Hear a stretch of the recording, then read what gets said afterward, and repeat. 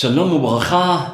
Aujourd'hui, on va écouter ensemble, on va partager ensemble un grand moussa qui est sur l'importance du Maasé.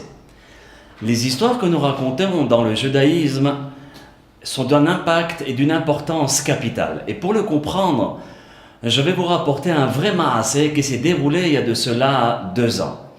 On était invité à une bar mitzvah et l'enfant, ce garçon, était en train de faire un Dvar Torah. Et doucement, il enchaîne son Dvar Torah avec le siyum d'une Masechet, c'est-à-dire la conclusion d'un des livres du Talmud. Mais pas n'importe quel livre du Talmud. Un des livres les plus durs du Chasse, la Gemara Eruvin. Et il était en train d'expliquer la Gemara Eruvin et il a conclu ce jour-là, le jour de sa bar mitzvah, il a conclu le livre de Eruvin. Tout le monde l'applaudit et son père se lève, un homme très simple, et il s'approche du micro et il dit « Moraï Verabotaï, mes chers amis, vous savez que mon fils aujourd'hui célèbre sa bar mitzvah, mais vous savez qu'aujourd'hui, il vient de terminer tout le Talmud. » Tout le monde était estomaqué. On s'est dit « Ribbona Olamim, c'est incroyable. » Mais comment cet enfant a réussi à terminer le Talmud le jour de sa bar mitzvah? Alors on est parti vers le père pour lui demander l'énigme et la réponse à cette question. Puis le père dit, écoutez, moi personnellement je ne peux pas vous fournir de réponse. Par contre, allez chez mon fils et demandez-lui directement. On est parti vers l'enfant et on lui a dit naturellement Mazal Tov, Kol HaKavod, Ashrecha, Shetelech Mechayel El Chayil, que tu puisses continuer comme ça, que tu puisses devenir un Gaon Be'am Israël.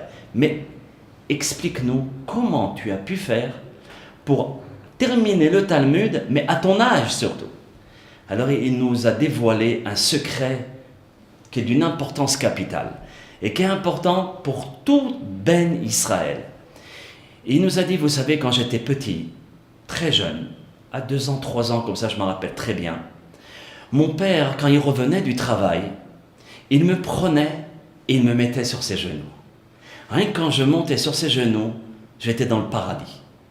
Et qu'est-ce qu'il disait? Il me racontait des ma'asim, il me racontait des histoires. Vous ne pouvez pas vous imaginer à quel point je kiffais, à quel point j'étais heureux d'être premièrement à côté de mon père, de recevoir cet amour de mon père. Et en même temps, je voyageais avec lui à travers des ma'asim de tzadikim.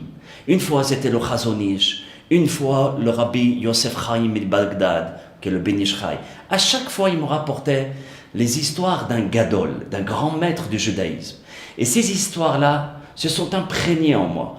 Et j'ai réussi, Baruch Hashem, à véhiculer chaque maître. Et quand j'avais un découragement, ou bien j'en pouvais plus, je pensais à l'histoire de mon père sur tel gadol, sur tel grand maître. Et ça m'a inspiré, ça m'a donné beaucoup de courage pour continuer et Be'ezrat Hashem de reterminer encore le Talmud aussi nombreux que je puisse le faire dans ma vie. Et donc c'est ces histoires-là, ces ma'asim qui m'ont beaucoup donné le courage. C'est pour cela que Be'ezrat Hashem, ensemble nous allons partager les histoires de nos sages, les histoires de nos maîtres. C'est ma'asim qui est en hébreu ma'asé qui veut dire action. Ça veut dire que ça va nous donner à l'intérieur de notre être, à l'intérieur de notre cœur, de notre personnalité, la possibilité de devenir des grands comme ces grands-là. Amen, Keni Ratson.